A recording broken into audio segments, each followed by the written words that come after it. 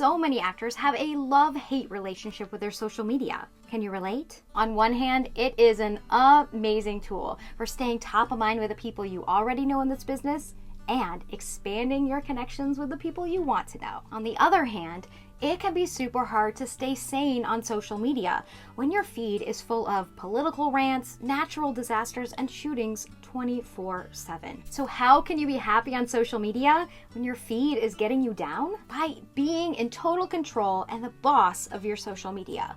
Learn to control these 5 things I'm going to teach you today, and you'll be able to rise above any anger or insanity in the feed. The first thing you've got to know is that you control the company you keep. You are in complete control of who you follow and friend on social media. Jim Rohn said, "You are the average of the 5 people you spend the most time with."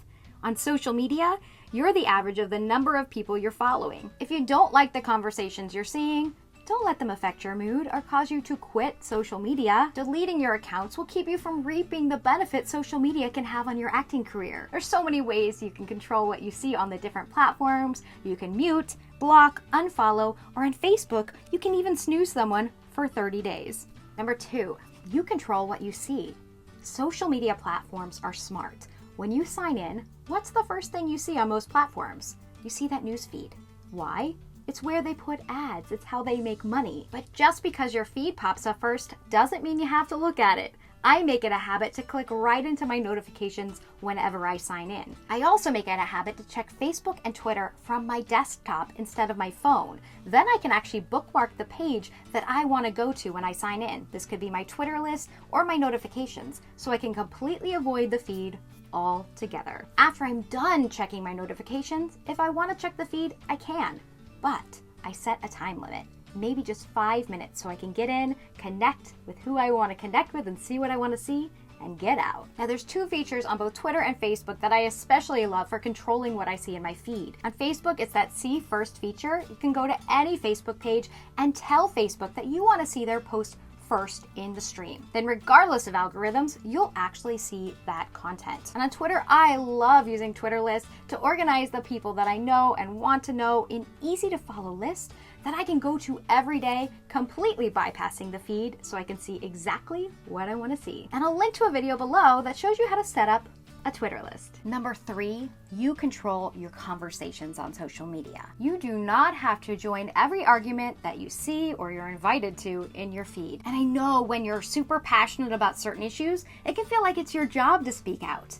However, you have to commit to engaging in a way that's healthy for you. My mom was a first grade teacher for over 30 years, and every morning she'd have her students repeat after her just like this: "What you put out comes back to you." Remember that if you spread negativity on social media, you attract negativity. If you spread positive vibes, that's what you're going to attract back to you. I always say speak about what you're for instead of what you're against, and you'll be controlling that conversation and keeping it more positive. Number 4, you control your reactions. I get asked all the time, how can I be so positive and happy on social media when there's this devastating earthquake that just happened in the world, or people starving here and this happening in the world here and here and here? When a natural disaster or something terrible happens in the world, we react, we respond, we help out, we reach out to people. But we usually, unless it's directly affected our lives, we don't go into mourning for weeks or months at a time, right?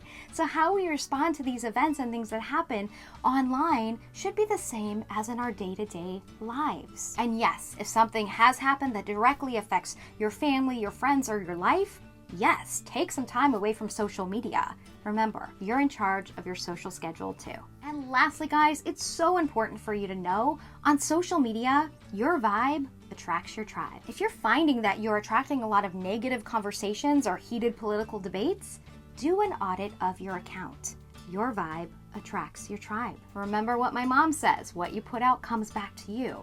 So if you're constantly putting out that negative into Facebook or the Twitterverse, those are the conversations, those are the type of people you're going to be attracting. Change your vibe and you're gonna find out that your comments and the conversations you attract are totally gonna change. Above all, guys, you've gotta know that you are the boss of your social media. It is not the boss of you. So hop into the comments below and let me know how you're gonna use these 5 strategies to take control of your social media. Now that I've helped you regain your social sanity, let's take control of that social schedule.